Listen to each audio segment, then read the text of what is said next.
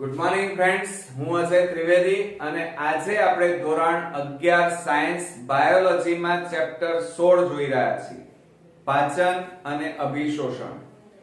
આ ચેપ્ટરમાં આજના ભાગની અંદર આપણે પાચન ક્રિયા વિશે વાત કરીશું.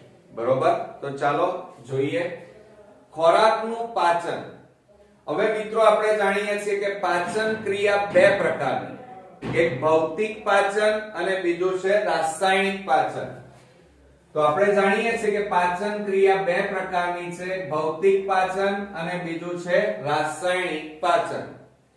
હવે ભૌતિક પાચનની વાત કરીએ તો મિત્રો ભૌતિક પાચનમાં શું થાય તો ફક્ત ખોરાક કદમાં નાનો થાય, નાના નાના ટુકડાઓ થવા, એનો આકાર અને કદ બદલાય, એની રાસાયણિક બંધારણમાં કોઈ ફેરફાર થાય નહીં. તો ધ્યાન આપજો મિત્રો. એટલે દાખલા તરીકે ઉદાહરણ આપો કે દાખલા તરીકે સ્ટાર્ચ હોય તો એનું સ્ટાર્ચમાં જ રૂપાંતર થાય, સ્ટાર્ચ સ્ટાર્ચ જ રહે. દાખલા તરીકે ખાંડને આપણે દળી નાખીએ તો પણ એનો જે પાવડર ભૂકો તૈયાર થાય એ પણ શું છે, ખાંડ જ છે. પણ જો અહીંયા ક્રિસ્ટલ સ્વરૂપે હતા, અહીંયા ભૂકો છે. એટલે કહેવાનો મતલબ ખાંડ એટલે સુક્રોઝ, અને સુક્રોઝ ફક્ત એના આકારો બદલાય છે, કદ બદલાય છે, એના દેખાવમાં ફેરફાર થાય છે. એટલે કે મોટા ટુકડાઓ નાના ટુકડા થાય, એને ભૌતિક પાચન કહેવાય. જેમ કે ખોરાક ચાવવાની ક્રિયામાં ખોરાકના નાના નાના ટુકડા થવા, એને આપણે ભૌતિક પાચન કહીએ છીએ. બરોબર. હવે મિત્રો રાસાયણિક પાચનની વાત કરીએ. ઓકે, હવે રાસાયણિક પાચન કોને કહેવાય?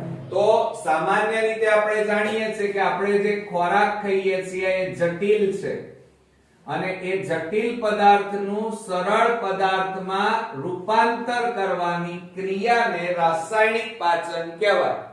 એટલે કે ખોરાકનું રાસાયણિક બંધારણ બદલાય, એને આપણે રાસાયણિક પાચન કહીએ છીએ. દાખલા તરીકે તમે જે ખોરાક ખાવ છો એની અંદર એક તો પ્રોટીન, કાર્બોદિત અને લિપિડ હોય છે. આ બધા જટિલ ઘટકો છે. હવે આપણે જાણીએ છીએ કે પ્રોટીન તો એની અંદર પેપ્ટાઇડ બંધ હોય, કાર્બોદિત તો એમાં ગ્લાયકોસિડિક બંધ હોય, અને લિપિડમાં એસ્ટર બંધ હોય. બરોબર. હવે જ્યારે પાચન ક્રિયા થાય તો પ્રોટીનનું પાચન થતા પેપ્ટાઇડ બંધ તૂટે, એ જ રીતે કાર્બોદિતનું પાચન થાય તો ગ્લાયકોસિડિક બંધ તૂટે, અને લિપિડનું પાચન થાય તો એસ્ટર બંધ તૂટે. હવે મિત્રો કોઈ બંધ તૂટતા હોય ત્યારે પાણીનો અણુ ઉમેરાય. તો યાદ રાખજો કે જ્યારે આ બંધ તૂટતા હોય એટલે કે જટિલ ઘટકનું સરળ ઘટકમાં રૂપાંતર થતું હોય ત્યારે પાણીનો અણુ મિત્રો ઉમેરાય, અને જો પાણીનો અણુ ઉમેરાય તો આ ક્રિયાને જળ વિભાજન કહેવાય. શું કહેવાય? જળ વિભાજન. હવે એનાથી ઉલટી વાત કરીએ કે અહીંયા બંધ તૂટતા હતા, પણ જો બંધ બનતા હોય, શું બંધ બનતા હોય તો પાણીનો અણુ દૂર થાય. ધ્યાન રાખજો. એટલે પાણીનો અણુ શું થઈ જાય? બંધ બનતા હોય તો પાણીનો અણુ દૂર થાય, પાણીનો નિકાલ થઈ જાય, અને આવી ક્રિયાને, પાણી દૂર થવાની ક્રિયાને મિત્રો નિર્જલીકરણ અથવા તો ડિહાઇડ્રેશન કહેવાય. તો એને આપણે નિર્જલીકરણ અથવા તો ડિહાઇડ્રેશન કહીએ છીએ. કે જો બંધ બનતા હોય તો નિર્જલીકરણ થાય, અને બંધ તૂટતા હોય તો જળ વિભાજનની ક્રિયા થાય. ફરીથી, બંધ બને તો પાણી દૂર થાય, અને બંધ તૂટે તો પાણીનો અણુ ઉમેરાય. આ યાદ રાખજો મિત્રો.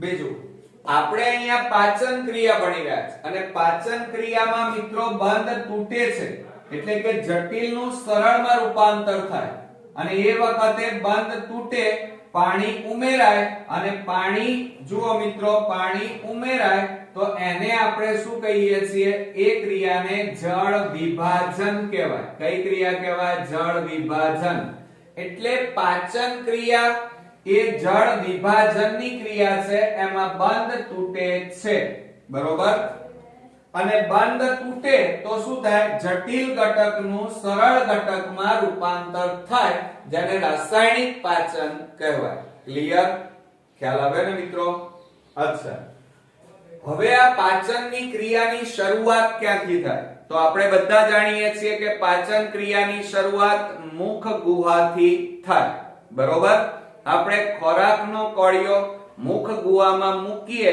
એટલે તરત પાચન ક્રિયાની શરૂઆત થશે પણ ધ્યાન આપજો કે પાચનની શરૂઆત મુખ ગુહાથી થાય હવે ખોરાક તમારો મુખ ગુહામાં દાખલ થાય તો સામાન્ય રીતે આપણા શરીરમાં પાચન ક્રિયાની શરૂઆત કોણ કરાવે તો જેવો કોળિયો મુખ એટલે મુખ ગુહામાં મૂકો કે તરત આપણા મગજની મસ્તિષ્ક ચેતાઓ કઈ મગજની મસ્તિષ્ક ચેતાઓ પણ કયા નંબરની નીટ માટે ધ્યાન આપજો મિત્રો કે મગજની 9 થી 7મી મસ્તિષ્ક ચેતા ઉત્તેજિત થાય અનુમસ્તિષ્ક ધ્યાન આપો કે ખોરાક મુખ ગુહામાં દાખલ થાય કે તરત જ આપણું નિયામકી તંત્ર કયું તંત્ર નિયામકી તંત્ર મગજની 9મી અને 7મી મસ્તિષ્ક ચેતા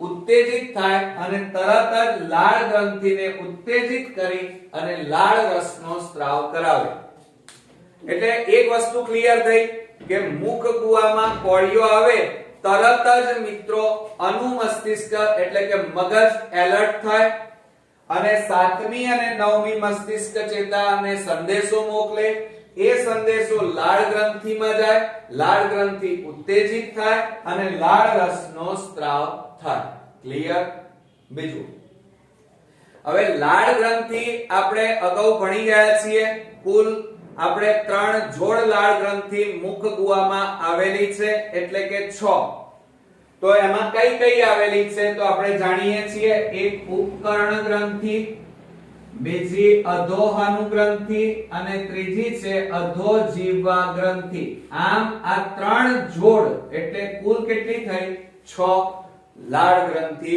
મુખ ગુહામાં આવેલી છે જે લાળ રસનો સ્ત્રાવ કરે એટલે મિત્રો આને ટૂંકમાં આપણે રજૂ કરવું હોય તો આ રીતે કરી શકાય કે આપણો ખોરાક ક્યાં આવે છે મુખ ગુહામાં દાખલ થાય એટલે મગજનું ધ્યાન આપજો કે અહીંયા મગજમાં નિયામકી તંત્ર એલર્ટ થાય અને મગજની 7મી 9મી મસ્તિષ્ક ચેતાને સંદેશો મોકલે આ સંદેશો લાળ ગ્રંથિમાં જાય એટલે આ લાળ ગ્રંથિ ઉત્તેજિત થાય અને ત્યારબાદ એમાંથી લાળ રસનો મુખ ગુહામાં સ્ત્રાવ થાય ક્લિયર હવે એટલી તો ખબર પડી ગઈ કે લાળ રસનો સ્ત્રાવ થયો હવે આ લાળ રસમાં એનું બંધારણ શું છે એમાં કયા ઘટકો આવેલા છે એ જોઈએ જરા તો લાળ રસના મુખ્ય ઘટકોમાં પહેલો જોઈએ તો એક તો લાઇસોજાઇમ યાદ રાખજો નીટ માટે અને બીજો છે થાયોસાઇનેટ કયો લાઇસોજાઇમ અને થાયોસાઇનેટ આ બંને એન્ટીબેક્ટેરિયલ છે કેવા છે મિત્રો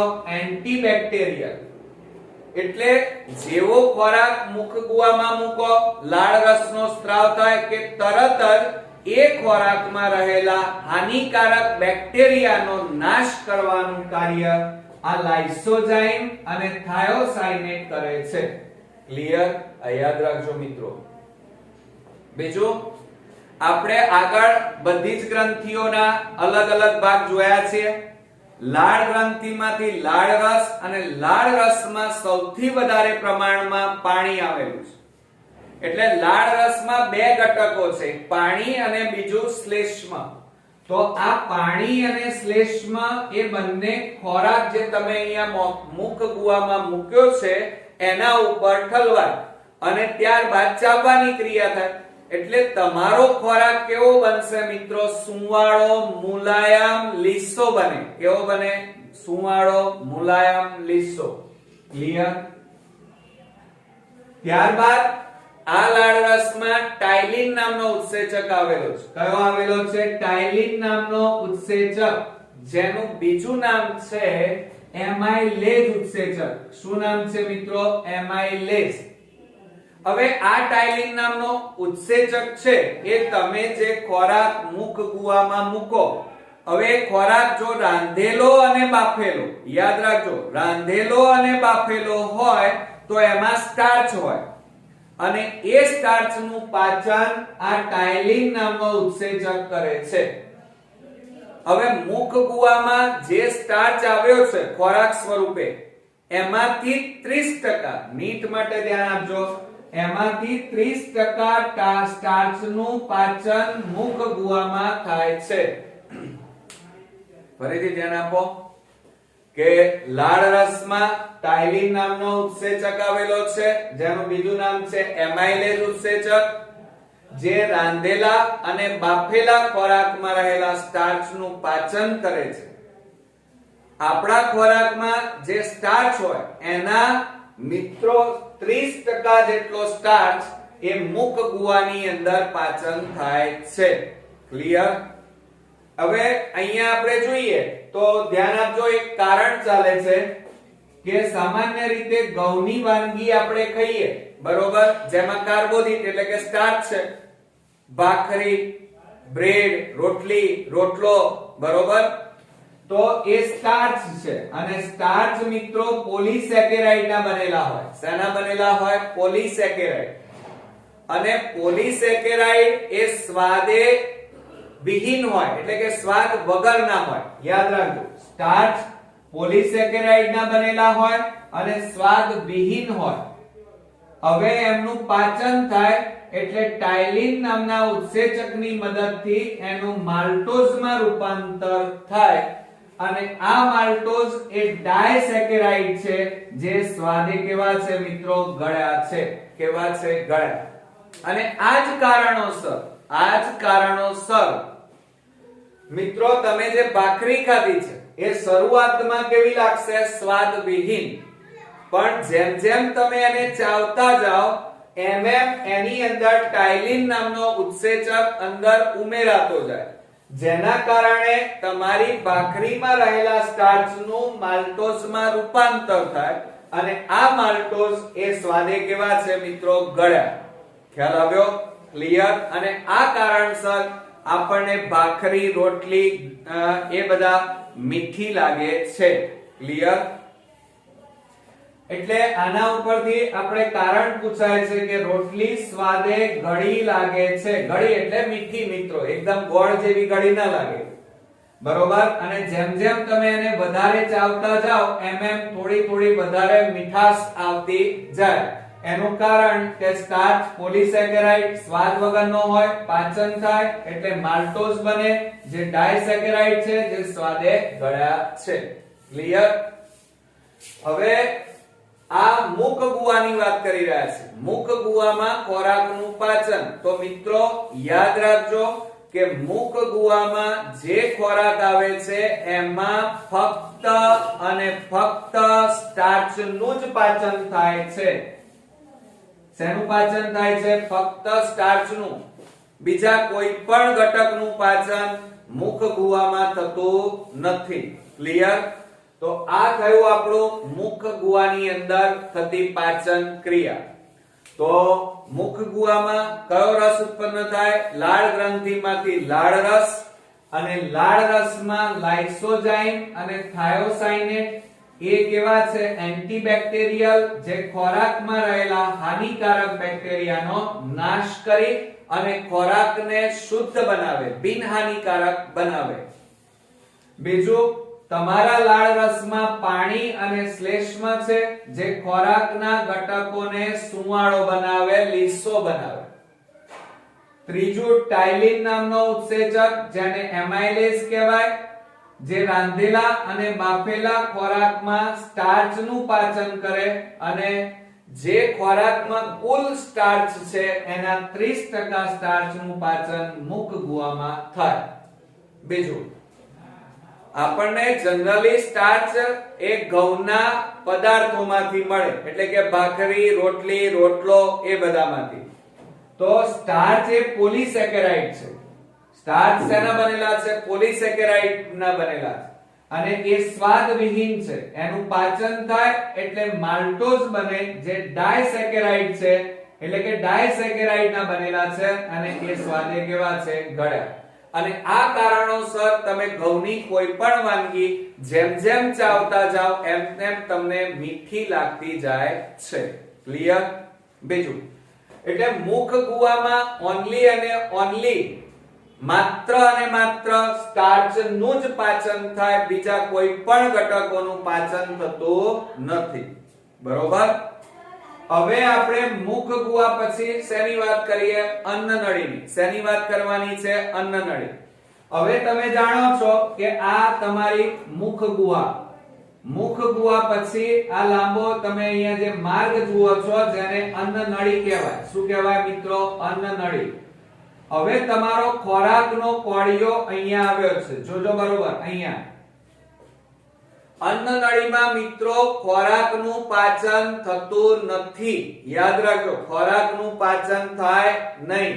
પણ જેવો અહીંયા ખોરાક આવે, આ નળી, અન્નનળી, એના ઉપર ખોરાકનો આ કોળિયો આવ્યો, તો જેવો કોળિયો આવે એટલે એ ભાગ ખુલી જાય અને કોળિયો અંદર આવી જાય. આવી ગયો?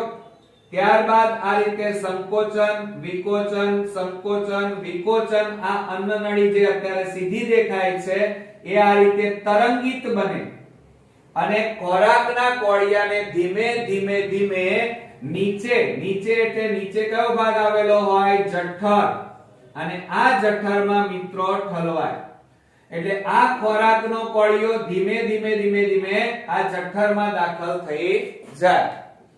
એટલે અહીંયા ખોરાકનું પાચન એ અન્નનળીમાં નહીં થાય. એટલે અહીંયા અન્નનળીમાં ખોરાકનું પાચન થતું નથી. પરંતુ એ ખોરાક માટે તરંગવત સંકોચન, જેને આપણે પરિસંકોચન કહીએ છીએ, આ તરંગવત સંકોચનના કારણે ખોરાકનો કોળિયો જઠરમાં દાખલ થાય છે, એટલે કે આગળ વધે છે ધીમે ધીમે. સંકોચન, વિકોચન એટલે ખાડો ટેકરો, ખાડો ટેકરો એટલે કે તરંગવત. બરોબર? અને એના કારણે અન્નનળીમાં ખોરાકનો કોળિયો ધીમે ધીમે નીચે આવે છે, જેથી આ અન્નનળીમાં રહેલો ખોરાકનો ટુકડો ધીમે ધીમે જઠર તરફ આગળ વધી જાય છે. એટલે એટલી તો ખબર પડી ગઈ મિત્રો કે અન્નનળીમાં ખોરાકની પાચનની ક્રિયા થતી નથી. ક્લિયર? તો હવે આપણે જઠરમાં આપણો ખોરાક આવ્યો એટલે જઠરમાં પાચન ક્રિયા ભણીએ. હવે મિત્રો આપણો ખોરાક અન્નનળીમાંથી ક્યાં દાખલ થાય છે મિત્રો? જઠરની અંદર દાખલ થશે. આપણે જાણીએ છીએ કે અન્નનળીની અંદર ખોરાકનું પાચન થતું નથી, પરંતુ અન્નનળીમાં આવેલો ખોરાક પરિસંકોચન અને તરંગવત સંકોચન એટલે કે સંકોચન વિકોચનની ક્રિયા દ્વારા એ ધીમે ધીમે ધીમે આ વાલ્વ દ્વારા એ જઠરમાં ઠલવાય છે. હવે અન્નનળી અને જઠરની વચ્ચે કયો વાલ્વ આવેલો છે? કાર્ડિયાક ફિલ્ટર વાલ્વ આવેલો છે, જે ખુલે એટલે અન્નનળીમાં રહેલો ખોરાક જઠરમાં દાખલ થાય છે. તો હવે ધ્યાન રાખજો મિત્રો, હવે જે ખોરાક જઠરની અંદર આવ્યો છે એ કેવો છે? અર્ધપાચિત. કેવો છે? અર્ધપાચિત. હવે આ જે અર્ધપાચિત ખોરાક જઠરમાં આવે કે તરત જ જઠરની દિવાલમાંથી જઠર રસનો સ્ત્રાવ થાય. એટલે અંદરની દિવાલમાંથી મિત્રો કયો સ્ત્રાવ શરૂ થશે? જઠર રસ. અને એ આ ખોરાક ઉપર ઠલવાય. ક્લિયર? હવે બીજું પણ ધ્યાન રાખો કે આ જઠરની અંદર જે ખોરાક અર્ધપાચિત ખોરાક છે એ અર્ધપાચિત ખોરાકનું બહુ નજીવું પાચન થાય છે. બીજું, આ જઠર છે એ જઠરની દિવાલ ના સંકોચન વિકોચનના કારણે આખો ખોરાક વલોવાય છે. એટલે કે સમજો જરા, તમારી મમ્મી મિક્સચર ની અંદર કેરીના ટુકડા નાખે અને જ્યારે ચાલુ કરે મિક્સચર ત્યારે અંદર ટુકડાઓ શું થઈ જાય, નાના નાના ટુકડાઓ થાય, એની અંદર જે દૂધ હોય એ દૂધ એમાં ભળે. એવી જ ક્રિયા અહીંયા વલોવાની ક્રિયા થાય છે. અને વલોવાની ક્રિયા આ જઠરની દિવાલમાં આવેલા વર્તુળી અને આયામ સ્નાયુ સ્તર કરે છે. એટલે કે આ વર્તુળી અને આયામ જે સ્નાયુ સ્તર છે એમાં સંકોચન વિકોચનની ક્રિયા થાય મિત્રો. અને એના કારણે આપણો ખોરાક શું થશે, વલોવાશે. કોના કારણે? આયામ સ્નાયુ સ્તર અને બીજા છે વર્તુળી સ્નાયુ સ્તર. ક્લિયર? હવે આ ખોરાક વલોવાય એટલે એની અંદર જઠર રસ, પાણી, શ્લેષ્મ આ બધું ભળવાનું. હવે આ અર્ધપાચિત ખોરાક છે એમાં જે જઠર રસ ઉમેરાયો એ જઠર રસના બંધારણમાં શું છે, મંદ HCl. હવે આ મંદ HCl છે એ જઠર રસમાં રહેલો પેપ્સીનો જન, હવે જન પ્રત્યે લાગે એટલે આ ઉત્સેચક કેવો હશે મિત્રો, નિષ્ક્રિય. એ મંદ HCl ની હાજરીમાં સક્રિય બને અને સક્રિય પેપ્સિનમાં ફેરવાય. શેમાં ફેરવાય? સક્રિય પેપ્સિનમાં. એટલે જઠર રસમાં રહેલો નિષ્ક્રિય પેપ્સિનોજન મંદ HCl ની હાજરીમાં સક્રિય પેપ્સિનમાં ફેરવાય. અને હવે આ સક્રિય પેપ્સિન એ જઠરમાં રહેલા આ જે પ્રોટીન છે એ પ્રોટીનનું શું કરશે, પાચન કરે. હવે ધ્યાન આપજો મિત્રો, શેનું પાચન કરે? પ્રોટીનનું પાચન થાય. અને પ્રોટીનનું પાચન કોણ કરશે? સક્રિય પેપ્સિન. અને શેમાં ફેરવે? તો પ્રોટીઓઝ અને તે ઉપરાંત પેપ્ટોન્સમાં ફેરવે છે. એટલે પ્રોટીન શેમાં ફેરવાઈ ગયા? પ્રોટીએઝ અને પેપ્ટોન્સમાં ફેરવાઈ ગયા. એટલે જઠરની અંદર માત્ર અને માત્ર મિત્રો પ્રોટીનનું અંશતઃ થોડાક પ્રમાણમાં પાચન થાય છે. ધ્યાન આપજો. એટલે પ્રોટીનનું પેપ્સિનની હાજરીમાં પ્રોટીએઝ અને પેપ્ટોન્સમાં રૂપાંતર થાય. એટલે કે ટુકડા થઈ ગયા. એટલે એનો મતલબ કે જઠરમાં માત્ર અને માત્ર, શબ્દ સાંભળજો જરા, માત્ર અને માત્ર જઠરમાં પ્રોટીનનું જ પાચન થાય. જેમ કે મુખ ગુવાની અંદર ફક્ત અને ફક્ત સ્ટાર્ચનું પાચન થાય 30%. એમ અહીંયા આ જઠરની અંદર ફક્ત અને ફક્ત કોનું પાચન થાય છે મિત્રો? પ્રોટીનનું જ પાચન થાય છે. બીજું, આ ઉપરાંત જ્યારે બાળક નાનું હોય ત્યારે માતા પોતાના સ્તનપાન કરાવતી હોય. હવે બાળકોનું જે જઠર હોય, નાનું બાળક, એના જઠરમાં, એના જઠરના જઠર રસમાં, યાદ રાખજો, જઠર રસમાં, કોના? બાળકોના જઠર રસમાં, આપણી વાત નથી, નાના બાળકોના જઠર રસમાં એક વિશિષ્ટ ઉત્સેચક છે જેનું નામ છે રેનિન. કયું નામ છે? રેનિન. જે માતાનું દૂધ, જ્યારે બાળક માતાનું દૂધ પીવે એ દૂધમાં રહેલા કેસીન, એક જાતનું પ્રોટીન છે, એનું પાચન આ રેનિન નામનો ઉત્સેચક કરે છે અને કેલ્શિયમ પેરા કેસિનેટમાં ફેરવે છે. શેમાં ફેરવે છે મિત્રો? કેલ્શિયમ પેરા કેસિનેટ, એક પ્રકારનું દહીં છે. બીજું, એટલે કેસીન જે દૂધમાં હતું, માતાના દૂધમાં, એનું રેનિન ઉત્સેચકે પાચન કર્યું અને કેલ્શિયમ પેરા કેસિનેટમાં રૂપાંતર કર્યું. એટલે એનો મતલબ કે દહીંમાં રૂપાંતર થયું. બીજું, નાના બાળકોમાં આ જે કાર્ડિયાક સ્ફિન્ક્ટર વાલ્વ છે એ અલ્પ વિકસિત હોય છે. બરોબર? એટલે આ વાલ્વ આખો ખુલ્લો જ રહે. એટલે કે અન્નનળી અને જઠરનો આ માર્ગ ખુલ્લો રહે છે. એટલે ઘણીવાર શું થાય, ધ્યાન આપજો, નાના બાળકો જ્યારે માતા સ્તનપાન કરાવતી હોય ત્યારે ઉથલો મારતો હોય છે અને એ વખતે દહીં જેવી રચના, ફાટી ગયેલું દહીં બહાર કાઢે છે અને એનો કારણ એ છે કારણ કે નાના બાળકોમાં આ જે વાલ્વ છે જેને કાર્ડિયક ફિલ્ટર વાલ્વ કહેવાય એ મિત્રો કેવું છે અવિકસિત હોય છે, જેના કારણે નાના બાળકો સ્તનપાન કરતી વખતે દૂધની જગ્યાએ દહીં બહાર કાઢે છે, ઉથલોમાં રહે છે. આપણામાં એવું ન થાય કારણ આપણામાં વાલ્વ સુવિકસિત છે એટલા માટે. બીજું, હવે તમે જાણો છો કે આ જઠર રસ છે અંદર, અને જઠર રસમાં સૌથી વધારે પ્રમાણ બે વ્યક્તિ, એક શ્લેષ્મા અને બીજું સૌથી વધુ પ્રમાણ પાણીનું. હવે આ જે શ્લેષ્મા છે મિત્રો, એ શ્લેષ્મા આ જઠરની જે દિવાલ છે એની અંદર એક રક્ષણાત્મક કવચ બનાવે છે. મેં કાળા કલરનું દોર્યું છે. આ રક્ષણાત્મક કવચ એ અંદર રહેલા આ જઠરની અંદર શું છે HCl, મંદ HCl છે, જે આ જઠરની દિવાલનું રક્ષણ કરવાનું કાર્ય કોણ કરે છે? શ્લેષ્મા. એટલે શ્લેષ્મા મંદ HCl સામે જઠરની દિવાલનું રક્ષણ કરે.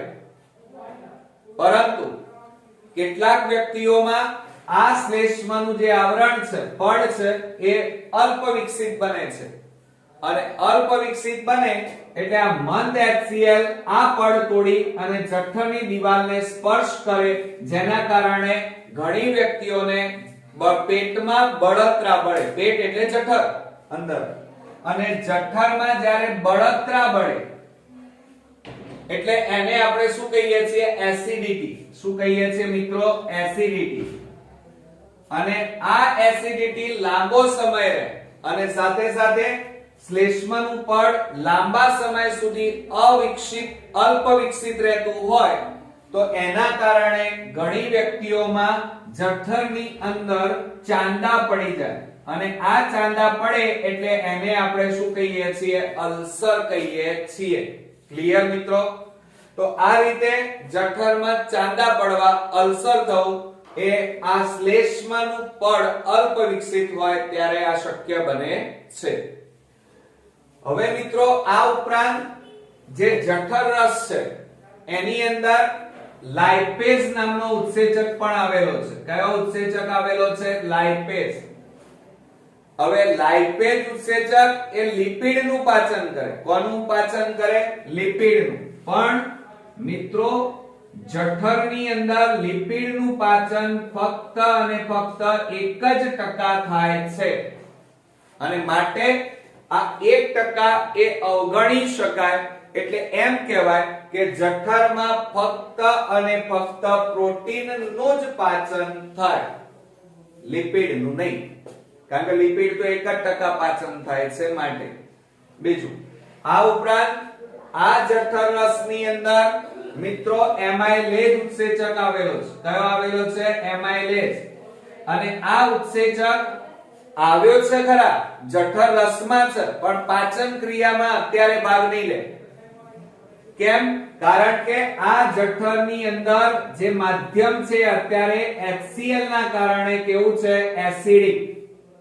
અને એસિડિક માધ્યમમાં એમાઇલેઝ ઉત્સેચક સક્રિય નથી, માટે ભાગ લેતો નથી. તો આ રીતે જઠર રસની પાચન ક્રિયામાં કાર્ય અહીંયા એનું પૂર્ણ થયું. એટલે હવે તમારો આ જે અર્ધપાચિત ખોરાક છે, હજી એનું પાચન પૂર્ણ નથી થયું. હવે એની અંદર એ ખોરાકમાં પાણી ભળ્યું, બધા ઉત્સેચક ભળ્યા, એટલે કે જઠર રસ ભળ્યો, શ્લેષ્મા ભળ્યો, અને હવે તમારો ખોરાક ક્યાં આવ્યો છે? તો આ ની જઠર માં આવ્યો છે. અહીંયા આવ્યો, ની જઠરની નજીક. પણ એ ખોરાક કેવો હશે મિત્રો?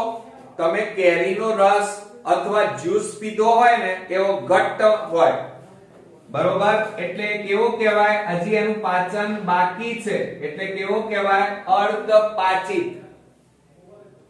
બીજું, અર્ધ પ્રવાહી. પૂરેપૂરો પ્રવાહી નથી, અર્ધ પ્રવાહી છે, થોડો ઘટ્ટ જાડો છે. બીજું, એ કેવો છે? તો અમ્લીય છે. અમ્લીય એટલે એસિડિક કહેવાય. એટલે તમારો ખોરાક અત્યારે એસિડિક છે.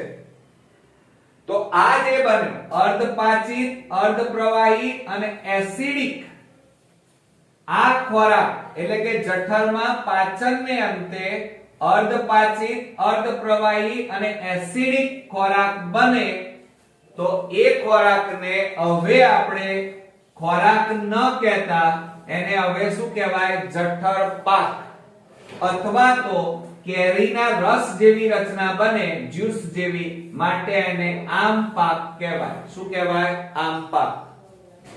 હવે આ જઠર પાક ક્યાં આવવાનો? ની જઠર, અને ની જઠરની નજીક કોણ આવેલું છે? ની જઠર વાલ્વ. અને મંદ HCl ના કારણે ની જઠર વાલ્વ ખુલે, અને ખુલે એટલે આ જઠર પાક પક્વાશયમાં, એટલે કે નાના આંતરડાના શરૂઆતનો ભાગ પક્વાશય કહેવાય, એમાં દાખલ થાય.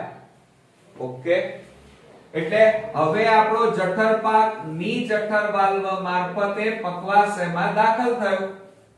ક્લિયર? તો હવે આપણે કઈ પાચન ક્રિયા ભણવા જઈશું મિત્રો? પક્વાશયમાં પાચન ક્રિયા. અત્યાર સુધી જઠરમાં ભણ્યા, હવે આપણે પક્વાશયમાં થતી પાચન ક્રિયા ભણવાની છે. બરોબર? ક્લિયર? ઓકે. હવે જો અહીંયા તમારો જે જઠર પાક હતો એ ની જઠર વાલ્વ ખુલ્યો, જેના કારણે પક્વાશયમાં દાખલ થયો. હવે આ પક્વાશયમાં દાખલ થાય એ વખતે અહીંયા કઈ ગ્રંથિ આવેલી હોય મિત્રો? પાંદડા જેવી. તો આ શું મેં દોરી રહ્યો છું? સ્વાદુપિંડ. અને અહીંયા ઉપરના ભાગે આ રીતે દ્વિખંડી બેવડી ગ્રંથિ, જેને યકૃત કહેવાય, અને યકૃતમાંથી પિત્તરસ અને સ્વાદુપિંડમાંથી સ્વાદુરસ, આ બે રસ એ પક્વાશયમાં ઠલવાય. ઓકે, એટલે પક્વાશયમાં જ્યારે તમારો જઠર પાક દાખલ થાય ત્યારે પક્વાશયમાં શેનો સ્ત્રાવ થાય? સ્વાદુરસ, એ સ્વાદુપિંડમાંથી, અને યકૃતમાંથી પિત્તરસ ઠલવાય. તો હવે મિત્રો આપણે પિત્તરસની પાચન ક્રિયામાં અગત્યતા જોઈએ. તો પિત્તરસ હવે પાચનમાં કેવી અસર કરે છે? તો ધ્યાન આપજો. આ જે પિત્તરસ છે ને એ ઉત્સેચક વિહીન છે. નીટ માટે ધ્યાન આપો. પિત્તરસમાં એક પણ ઉત્સેચક નથી. સાથે સાથે અને એટલા માટે ખોરાકનું પાચન પણ ન કરે.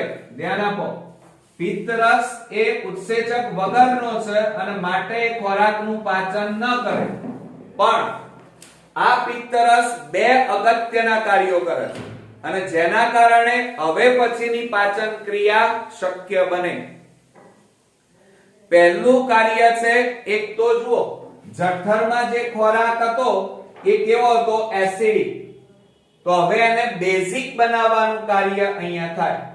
એટલે તમારો જે જઠર પાક હતો એ એસિડિક હતો, જેને આ પિત્તરસ કેવો બનાવે છે? બેઝિક, એટલે કે આલ્કલીય બનાવે છે. કેવો બનાવે છે? આલ્કલીય, બેઝિક બનાવે છે. બરોબર? હવે આ બનાવે છે કોણ? તો આ કાર્ય પિત્તક્ષારો કરે છે. કોણ કરે છે? પિત્તરસમાં રહેલા પિત્તક્ષારો જઠર પાકને એસિડિક માંથી બેઝિક માં ફેરવે છે. ક્લિયર? બીજું કાર્ય, હવે આ જે પિત્તરસમાં રહેલા જે પિત્તક્ષારો છે એ ચરબીનું પાચન નથી કરતા, પણ ચરબીના જે મોટા ગોળકો છે એ મોટા ગોળકોનું નાના ગોળકોમાં રૂપાંતર કરે. એટલે અહીંયા રાસાયણિક પાચન નથી થતું મિત્રો, ફક્ત મોટાનું નાનામાં રૂપાંતર થાય. એટલે આ પાચન કેવું પાચન કહેવાય મિત્રો? ભૌતિક પાચન કહેવાય. કેવું પાચન કહેવાય?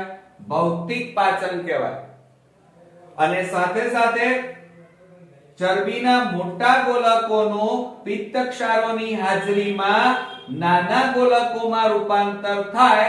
આ ક્રિયાને યાદ રાખજો, તૈલોદીકરણ કહેવાય. કઈ ક્રિયા કહેવાય? તૈલોદીકરણ કહેવાય. બરોબર? એટલે આપણને એટલી તો ખબર પડી કે આ જે પિત્તરસ છે એ પાચન ક્રિયામાં ભાગ લેતો નથી, એટલે કે ખોરાકનું પાચન કરતો નથી, પણ એ ઉત્સેચક વગરનો છે, એના કારણે ખોરાકનું પાચન ન કરે, પરંતુ બે અગત્યના કાર્યો એ કરે છે જેના કારણે પાચન શક્ય બને છે. બરોબર. બીજું, હવે આપણે જાણીએ છીએ 1% ચરબીનું પાચન ક્યાં થયું હતું? જઠરમાં થયું હતું મિત્રો. ક્યાં થયું હતું? જઠરમાં. આપણે અહીંયા ભણ્યા છીએ જુઓ. તો એ 1% નું થયું હતું, બાકીના 99% નું પાચન, ચરબીનું પાચન એ મિત્રો અહીંયા પક્વાશયમાં થાય છે. યાદ રાખજો. ક્લિયર? બીજું, એટલે એનો મતલબ એ થયો કે આ પિત્તરસ છે એ ઉત્સેચક વગરનો છે મિત્રો, અને એટલા માટે પાચન ક્રિયામાં એ ખોરાકનું પાચન ન કરે, પણ ખોરાકની જે પાચન ક્રિયા છે એમાં મદદ કરવાનું કામ કરે છે. શું કરે છે મિત્રો? મદદ કરે છે. એટલે ધ્યાન રાખો, પિત્તરસ પાચનમાં ઓન્લી ફોર હેલ્પ કરે છે, પણ રાસાયણિક પાચન કરતો નથી. ફક્ત કયું પાચન કરે છે? ભૌતિક પાચન કરે છે. મોટા ગોલકોનું નાના ગોલકોમાં, એસિડનું બેઝમાં, આ રીતે રૂપાંતર કરવાનું કાર્ય કરે છે. બાકી એ કોઈ પ્રકારનું કાર્ય પાચન ક્રિયામાં કરતો નથી. કેમ? ધ્યાન આપજો, કારણ ઉત્સેચક છે નહીં. ક્લિયર મિત્રો? તો આ વાત થઈ મિત્રો પિત્તરસની. હવે આપણે સ્વાદુરસની પાચન ક્રિયામાં અગત્યતા જોઈએ. હવે મિત્રો આપણે પક્વાશયની અંદર સ્વાદુરસ કઈ ક્રિયા સાથે સંકળાયેલો છે એના વિશે જોઈએ. આપણે હમણાં પિત્તરસ, પિત્તક્ષાર, બરોબર, જે યકૃત ઉત્પન્ન કરે છે, જેને આપણે પિત્તક્ષારો અથવા પિત્તરસ કહેતા હતા, એના વિશે જોયું. હવે મિત્રો સ્વાદુપિંડમાંથી સ્વાદુરસ દ્વારા પાચન ક્રિયા આપણે સમજીએ તો સામાન્ય રીતે સ્વાદુરસના બંધારણમાં કુલ 6 ઉત્સેચકો સંકળાયેલા છે. હવે કયા કયા છે એ પહેલા જરા જોઈ લઈએ. એક તો છે મિત્રો ટ્રિપ્સિનોજન ઉત્સેચક, કાયમોટ્રિપ્સિનોજન, પ્રોકાર્બોક્સીપેપ્ટિડેસ, એમાઇલોપ્સિન એટલે કે આલ્ફા એમાઇલેસ જેને કહેવાય, ન્યુક્લિયેઝ ઉત્સેચક, અને સ્ટ્રિએપ્સિન જેને આપણે લાઇપેઝ ઉત્સેચક કહીએ છીએ. તો આ રીતે સ્વાદુરસમાં કુલ 6 પ્રકારના ઉત્સેચકો રહેલા છે, અને આ 6 ઉત્સેચકો અલગ અલગ પ્રકારના ખોરાકમાં રહેલા ઘટકોનું પાચન કરે છે. તો એમાં જોઈએ મિત્રો કે જે આ ટ્રિપ્સિનોજન છે, પછી કાયમોટ્રિપ્સિનોજન અને પ્રોકાર્બોક્સીપેપ્ટિડેસ. હવે આપણે જ્યારે ચેપ્ટર 22 ભણતા હતા ત્યારે આ વિશે ચર્ચા કરી હતી કે ટ્રિપ્સિનોજન, ધ્યાન રાખજો, અને સાથે સાથે આપણે સ્વાદુપિંડ ગ્રંથિ પણ ભણ્યા ત્યારે પણ આની વાત કરી હતી કે પાછળ કયો પ્રત્યય લાગે છે? જન પ્રત્યય. તો અહીંયા એજ પ્રત્યય લાગે છે. તો એનો મતલબ એ થયો કે આ ત્રણેય ઉત્સેચકો કેવા છે? નિષ્ક્રિય છે. બરોબર. એ પાચન ક્રિયામાં અસર ન કરી શકે, પરંતુ એમને સક્રિય બનાવવા પડે. તો આ ત્રણ ઉત્સેચકો અત્યારે હાલ નિષ્ક્રિય છે અને એ સક્રિય બની અને પ્રોટીનનું પાચન કરે છે. ધ્યાન રાખજો, કયા કોણ પાચન કરે છે? ટ્રિપ્સિનોજન, કાયમોટ્રિપ્સિનોજન અને પ્રોકાર્બોક્સીપેપ્ટિડેસ આ સક્રિય બની અને પ્રોટીનનું પાચન કરે છે. હવે સક્રિય બને એટલે શું થાય મિત્રો? તો ટ્રિપ્સિનોજન એનું ટ્રિપ્સિનમાં ફેરવાય, સક્રિય ટ્રિપ્સિનમાં. કાયમોટ્રિપ્સિનોજન એ કાયમોટ્રિપ્સિનમાં ફેરવાય, અને પ્રોકાર્બોક્સીપેપ્ટિડેસ છે એ કાર્બોક્સીપેપ્ટિડેસ માં ફેરવાય. એટલે આ રીતે સક્રિય બન્યા પછી જ એ પ્રોટીનનું પાચન કરી શકે. ત્યારબાદ મિત્રો એમાઇલોપ્સિન, જેને આપણે આલ્ફા એમાઇલેસ કહીએ છીએ, જે સ્ટાર્ચનું પાચન કરે છે. હવે અહીંયા ધ્યાન રાખજો કે મુખ ગુહાની અંદર પણ 30% સ્ટાર્ચનું પાચન થાય છે અને બાકીના જે 70% છે એનું પાચન અહીંયા થઈ રહ્યું છે ક્યાં પક્વાશયમાં આ ઉપરાંત ન્યુક્લિયેઝ ઉત્સેચક જે ન્યુક્લિઇક એસિડ કયા ડીએનએ અને આરએનએ એનું પાચન કરે છે સ્ટીએપ્સિન ઉત્સેચક જેને લાઇપેઝ કહેવાય અને એ લિપિડનું પાચન કરે છે તો આ રીતે મિત્રો સ્વાદુરસમાં કુલ 6 પ્રકારના ઉત્સેચકો આવેલા છે ક્લિયર હવે અહીંયા જો ક્રિયા કેવી રીતે કરે છે તો આ પહેલો ટ્રિપ્સિનોજન ઉત્સેચક ધ્યાન રાખજો એ કેવો છે નિષ્ક્રિય આ ટ્રિપ્સિનોજન ઉત્સેચક એ નિષ્ક્રિય છે અને એને સક્રિય કોણ બનાવે છે એન્ટરોકાઇનેઝ નામનો સહ ઉત્સેચક એને સક્રિય બનાવે અને સક્રિય ટ્રિપ્સિનમાં ફેરવે હવે મિત્રો નીટની એક્ઝામમાં આ ઉત્સેચકનું નામ યાદ રાખજો કારણ આ ઉત્સેચક સહ ઉત્સેચક કેમ કહેવાય કારણ કે આ બધા ઉત્સેચકો પાચન ક્રિયા સાથે સંકળાયેલા છે જ્યારે આ એન્ટરોકાઇનેઝ એ પાચન ક્રિયામાં ભાગ નથી લેતા પણ એ પાચન ક્રિયા સાથે સંકળાયેલા ઉત્સેચકને સક્રિય બનાવવાનું કામ કરે છે અને એટલા માટે એને સહ ઉત્સેચક કહેવાય તો આ રીતે ટ્રિપ્સિનોજન એ નિષ્ક્રિય ઉત્સેચક છે અને એન્ટરોકાઇનેઝ નામનો સહ ઉત્સેચકની હાજરીમાં એ સક્રિય ટ્રિપ્સિનમાં ફેરવાય હવે મિત્રો આ સક્રિય ટ્રિપ્સિન એ હવે એના જે બે મિત્રો છે કયા કયા તો આપણે જાણીએ છીએ કાયમોટ્રિપ્સિનોજન અને પ્રોકાર્બોક્સીપેપ્ટિડેઝ આ બંને નિષ્ક્રિય છે એમને સક્રિય કોણ બનાવે છે ટ્રિપ્સિન બનાવે છે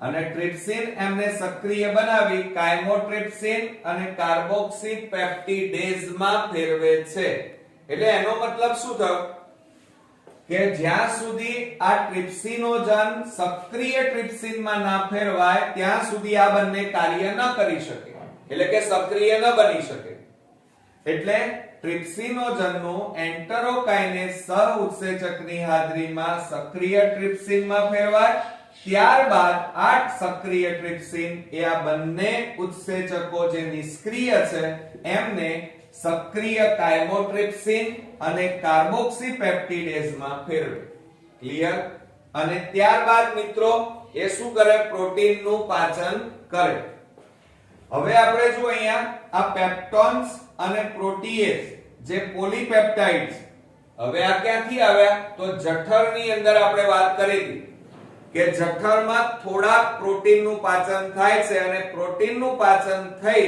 અને શું બને છે જઠરમાં પેપ્ટોન્સ અને પ્રોટીએઝ બને છે જેને પોલીપેપ્ટાઇડ કહેવાય જે જઠરમાં હતા એનું અહીંયા પક્વાશયમાં પાચન થઈ અને ડાયપેપ્ટાઇડ માં રૂપાંતર થાય છે એટલે ધ્યાન આપજો મિત્રો કે જઠરમાં જે પ્રોટીન હતા એનું શેમાં રૂપાંતર થયું હતું પેપ્ટોન્સ અને પ્રોટીએઝ માં અને એનું આ પક્વાશયમાં પાચન થાય છે અને ડાયપેપ્ટાઇડ માં રૂપાંતર થાય છે ક્લિયર અચ્છા હવે ત્યારબાદ બીજા નંબરની વાત કરીએ તો બીજા નંબરમાં સ્ટાર્ચનું પાચન થાય છે કોણ કરે છે એમાઇલેઝ આલ્ફા એમાઇલેઝ અથવા એમાઇલોપ્સિન કહેવાય તો આ સ્ટાર્ચનું પાચન આલ્ફા એમાઇલેઝ ઉત્સેચકની હાજરીમાં થાય જેના કારણે શું બને માલ્ટોઝ બને શું બને માલ્ટોઝ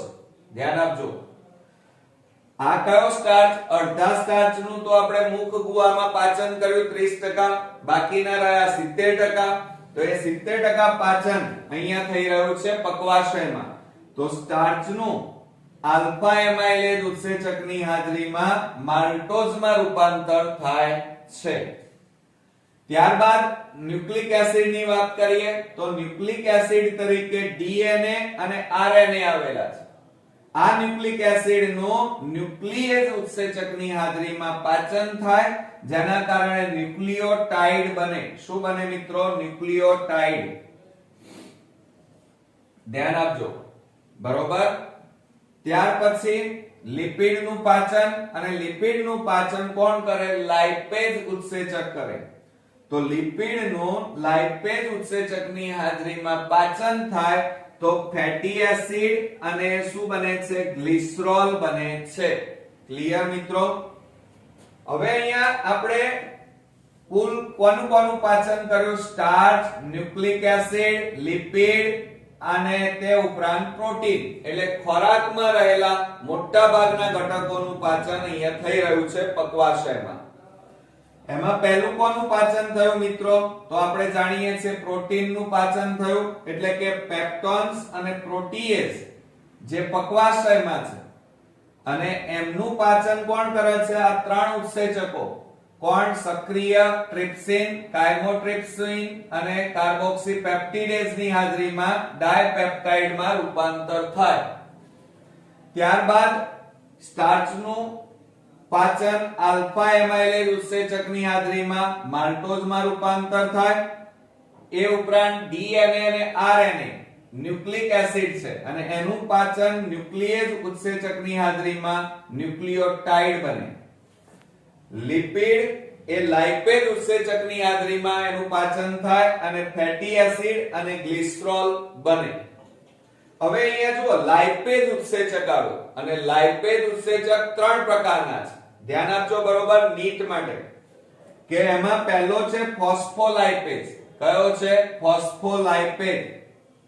તો ત્રણ પ્રકારના એના ભાગ પડે છે. લાઇપેજ તરીકે ત્રણ ઉત્સેચક આવેલા છે અને એમાં પહેલો છે ફોસ્ફોલાઇપેજ.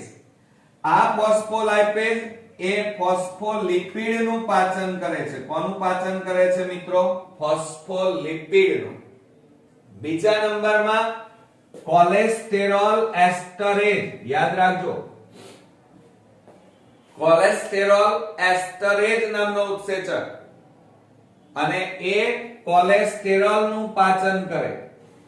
અને લાઇપેજ ઉત્સેચક ત્રીજા નંબરનો એ લિપિડનું પાચન કરે. લિપિડ એટલે ટ્રાયગ્લિસરાઇડ, એનું પાચન કરે મિત્રો. એટલે આ રીતે નીટ માટે ધ્યાન આપો કે લાઇપેજ તરીકે ત્રણ ઉત્સેચકો, એક ફોસ્ફોલાઇપેજ, કોલેસ્ટેરોલ એસ્ટરેજ અને ત્રીજો છે લાઇપેજ. એમાં ફોસ્ફોલાઇપેજ ફોસ્ફોલિપિડનું પાચન કરે, કોલેસ્ટેરોલ એસ્ટરેજ એ કોલેસ્ટેરોલનું પાચન કરશે અને લાઇપેજ છે એ લિપિડ એટલે કે ટ્રાયગ્લિસરાઇડ નું પાચન કરે. આટલું કર્યા પછી આ પાચન ક્રિયા અત્યારે ક્યાં ચાલી રહી છે? આપણને ખબર છે આનનળી. ત્યારબાદ અહીંયા આ ભાગ જઠરની વાત નથી કરતા અત્યારે, આપણે આ ભાગની વાત કરીએ છીએ. આ પક્વાશય કહેવાય અને આ પક્વાશયમાં બે વસ્તુ ઠલવાય છે. એક સ્વાદુપિંડમાંથી સ્વાદુરસ અને યકૃતમાંથી પિત્તરસ. પિત્તરસ ભણી ગયા આપણે અને અત્યારે હાલ આપણે સ્વાદુપિંડમાંથી સ્વાદુરસ ઠલવાય છે એ ભણી રહ્યા છે. એટલે આપણને ખબર પડી કે સ્વાદુરસમાં કુલ 6 ઉત્સેચકો જે protein, starch, nucleic acid, lipid આ બધાનું પાચન કરે. ત્યારબાદ લાઇપેજ તરીકે ત્રણ ઉત્સેચકો, એક ફોસ્ફોલાઇપેજ, કોલેસ્ટેરોલ અને લાઇપેજ. અને આ બધા ઉત્સેચકો ખોરાકમાં રહેલા મોટા ભાગના ઘટકોનું પક્વાશયમાં પાચન કરે છે. બરોબર? હવે મિત્રો ધ્યાન આપજો બરોબર કે પક્વાશયમાંથી હવે ખોરાક ક્યાં જશે? નાના આંતરડાનો. ત્યારબાદ પક્વાશય પછીનો જે ભાગ હોય એને આપણે શું કહીએ છીએ? મધ્યાંત્ર. અને અંતિમ ભાગને શેષાંત્ર કહેવાય. એટલે હવે તમારો ખોરાક પક્વાશયમાંથી મધ્યાંત્ર અને શેષાંત્રમાં જશે. બરોબર? એટલે હવે તમારી પાચન ક્રિયા જે થોડી ઘણી પણ બાકી છે, પાચન ક્રિયા એ મધ્યાંત્ર અને શેષાંત્રમાં પૂરી થશે. એટલે કે નાના આંતરડામાં પાચન ક્રિયા પૂર્ણ થશે. બરોબર? મોટા આંતરડામાં પાચન ક્રિયા નથી થતી, ત્યાં અભિશોષણ થાય છે મિત્રો. ક્લિયર? ધ્યાન આપજો. હવે આપણે નાના આંતરડામાં રહેલા મધ્યાંત્ર અને શેષાંત્રમાં પાચન ક્રિયા ભણીશું. હવે પક્વાશયમાંથી ખોરાક ક્યાં જાય છે? મધ્યાંત્ર એટલે કે નાના આંતરડાનો ભાગ, અને નાના આંતરડાની દિવાલમાંથી તરત જ આંત્રરસનો સ્ત્રાવ થાય. શેનો સ્ત્રાવ થાય મિત્રો? આંત્રરસ. અને આ આંત્રરસના બંધારણમાં કોણ આવેલું છે? તો ધ્યાન આપજો મિત્રો. એક તો ઇરેપ્સિન નામનો ઉત્સેચક, માલ્ટેઝ ઉત્સેચક, લેક્ટેઝ ઉત્સેચક, સુક્રેઝ, ન્યુક્લિયોટાઇડેઝ, ન્યુક્લિયોસાઇડેઝ અને લાઇપેઝ. એટલે ગણો 1 2 3 4 5 6 અને 7, કુલ 7 પ્રકારના ઉત્સેચકો આંત્રરસમાં આવેલા છે. ફરીથી યાદ રાખજો, મોસ્ટ ઇમ્પોર્ટન્ટ, કારણ કે આ બધા ઉત્સેચકો જુદા જુદા ઘટકોનું પાચન કરી અને અહીંયા સંપૂર્ણ પાચન પૂરું કરશે. જુઓ, પહેલો ઉત્સેચક ઇરેપ્સિન, બીજો માલ્ટેઝ, ત્રીજો લેક્ટેઝ, ચોથો સુક્રેઝ, પાંચમો ન્યુક્લિયોટાઇડેઝ, છઠ્ઠો ન્યુક્લિયોસાઇડેઝ અને સાતમા નંબરનો લાઇપેઝ નામનો ઉત્સેચક. હવે એમાં સૌપ્રથમ પહેલો ઉત્સેચક આપણે લઈએ ઇરેપ્સિન. આ ઇરેપ્સિન જે ડાયપેપ્ટાઇડ હતા, કે ક્યાં હતા? જુઓ પક્વાશયમાં, જુઓ અહીંયા નજર મારો તમે, ડાયપેપ્ટાઇડ ક્યાંય તમને દેખાય છે? જુઓ આ રહ્યા. હજી પ્રોટીનનું પાચન બાકી હતું. આ જે ડાયપેપ્ટાઇડ છે એ આ મધ્યાંત્રની અંદર, એટલે પ્રોટીન છે, પ્રોટીનનો ઘટક, આ ડાયપેપ્ટાઇડ નું ઇરેપ્સિન ઉત્સેચકની હાજરીમાં શેમાં રૂપાંતર થાય છે? એમિનો એસિડમાં. બરોબર? એટલે હવે આ પ્રોટીનનું પાચન, પ્રોટીનમાંથી એમિનો એસિડ બને એટલે પ્રોટીનનું પાચન પૂરું થયું એમ કહેવાય. અહીંયા પૂરું નથી થયું. કેમ? કારણ કે હજી અહીંયા ડાયપેપ્ટાઇડ, અને આ ડાયપેપ્ટાઇડ નું મધ્યાંત્રમાં ઇરેપ્સિન ઉત્સેચકની હાજરીમાં એમિનો એસિડમાં રૂપાંતર થાય એટલે પ્રોટીનનું પાચન અહીંયા સંપૂર્ણપણે પૂરું થયું કહેવાય. બરોબર? ચાલો, ત્યાર પછી માલ્ટોઝની વાત કરીએ. ડાયસેકેરાઇડ. શેની વાત કરવાની છે? માલ્ટોઝ, ડાયસેકેરાઇડ. અને એનું પાચન મિત્રો માલ્ટેઝ નામનો ઉત્સેચક કરે અને ગ્લુકોઝ વત્તા ગ્લુકોઝ બનાવે. શું બનાવે? ગ્લુકોઝ વત્તા ગ્લુકોઝ. અહીંયા જુઓ ડાય, ડાય એટલે બે અણુઓ વચ્ચે બંધ આવે એટલે ડાયસેકેરાઇડ કહેવાય. અને ડાય નું શેમાં રૂપાંતર થઈ જાય? સિંગલ બંધોમાં થઈ જાય, એટલે કે બે અલગ પડી જાય, મોનો થઈ જાય, એટલે મોનોસેકેરાઇડ કહેવાય. એને ગ્લુકોઝ ગ્લુકોઝ બને, એને મોનોસેકેરાઇડ કહેવાય. તો ધ્યાન આપજો, માલ્ટોઝ જે ડાયસેકેરાઇડ છે એનું માલ્ટેઝ ઉત્સેચકની હાજરીમાં ગ્લુકોઝ અને વત્તા ગ્લુકોઝ એમ અલગ અલગ નાના અણુ એટલે કે મોનોસેકેરાઇડમાં રૂપાંતર થાય છે. ક્લિયર? હવે ત્યારબાદ લેક્ટોઝની વાત કરીએ. આ પણ ડાયસેકેરાઇડ છે, લેક્ટોઝ. ધ્યાન આપજો. અને આ લેક્ટોઝ નું લેક્ટેઝ નામના ઉત્સેચકની હાજરીમાં એનું પાચન થાય અને ગ્લુકોઝ વત્તા ગેલેક્ટોઝ બને. શું બને મિત્રો? ગ્લુકોઝ વત્તા ગેલેક્ટોઝ. અને આ ડાયસેકેરાઇડ હતા, આ બધા શું છે? મોનોસેકેરાઇડ. શું છે? મોનોસેકેરાઇડ. એટલે ડાયનું મોનોમાં રૂપાંતર થાય. કોની હાજરીમાં? લેક્ટેઝ. અને આ ક્રિયા વખતે પાણીના અણુ ઉમેરાય. પાણીના અણુ ઉમેરાય તો એ ક્રિયાને જળ વિભાજન કહેવાય. શું કહેવાય? જળ વિભાજન. ક્લિયર? બીજું, ત્યાર પછી ચોથા નંબરમાં સુક્રોઝ. સુક્રોઝ એટલે ખાંડ કહેવાય. હવે ખાંડનું, તમે જે ખાંડ ખાવ છો, માની લો તમે એક ચમચી ખાંડ લઈ અને ચાવી અને ખાઈ જાઓ, તો એ ખાંડ એટલે સુક્રોઝ કહેવાય. અને એનું સુક્રેઝ અથવા એનું બીજું નામ યાદ રાખજો, ઇન્વર્ટેઝ. શું યાદ રાખશો? ઇન્વર્ટેઝ. આ ઉત્સેચકની હાજરીમાં ખાંડનું, સુક્રોઝનું પાચન થઈ અને ગ્લુકોઝ વત્તા ફ્રુક્ટોઝ બને છે, જેને મોનોસેકેરાઇડ કહેવાય. શું કહેવાય? મોનોસેકેરાઇડ. ક્લિયર? એટલે તમને અહીંયા એટલી તો ખબર પડી કે મિત્રો તમે એક ચમચી ખાંડ અથવા એક મુઠ્ઠી ખાંડ તમે ખાઈ જાઓ તો એનું પાચન મુખ ગુવામાં થતું નથી, અન્નનળીમાં નહીં, જઠરમાં નહીં, પક્વાશયમાં નહીં, પણ ક્યાં પાચન થાય છે? જ્યારે ખાંડ, ધ્યાન આપજો, જ્યારે તમે જે ખાંડ ખાવ છો એ ખાંડનું પાચન ક્યાં થાય છે? ફક્ત અને ફક્ત નાના આંતરડામાં થાય છે. ક્યાં થાય છે મિત્રો? નાના આંતરડામાં. ત્યાં સુધી તો તમારી ખાંડ એમની ફર્યા જ કરતી હોય છે. એટલે ધ્યાન આપજો કે આ સુક્રોઝ છે એ ખાંડ કહેવાય અને એનું સુક્રેઝ, એનું બીજું નામ યાદ રાખો નીટ માટે, ઇન્વર્ટેઝ ઉત્સેચકની હાજરીમાં પાચન થાય અને ગ્લુકોઝ વત્તા ફ્રુક્ટોઝ જેવા મોનોસેકેરાઇડ બને. ક્લિયર? તો મિત્રો આ ચાર વસ્તુ કઈ? ડાયપેપ્ટાઇડ, માલ્ટોઝ, લેક્ટોઝ અને સુક્રોઝ. એટલે અહીંયા કાર્બોદિતનું સંપૂર્ણ પાચન પૂરું થયું એમ કહેવાય. ક્લિયર? ખ્યાલ આવે ને મિત્રો? હવે ત્યાર પછી ન્યુક્લિયોટાઇડ ની વાત કરીએ. હવે ન્યુક્લિયોટાઇડ અહીંયા તમે ભણ્યા છો, જુઓ આ રહ્યા ન્યુક્લિક એસિડ નું પાચન એ તમે ક્યાં કર્યું? પક્વાશયમાં. અને શું બન્યા હતા? ન્યુક્લિયોટાઇડ. અને એ ન્યુક્લિયોટાઇડ નું પાચન મધ્યાંત્ર અને શેષાંત્રમાં થાય. તો એ ન્યુક્લિયોટાઇડ નું ન્યુક્લિયોટાઇડેઝ ઉત્સેચકની હાજરીમાં એનું પાચન થાય અને શું બની જાય મિત્રો? ન્યુક્લિયોસાઇડ બને. શું બને? ન્યુક્લિયોસાઇડ. યાદ રાખજો.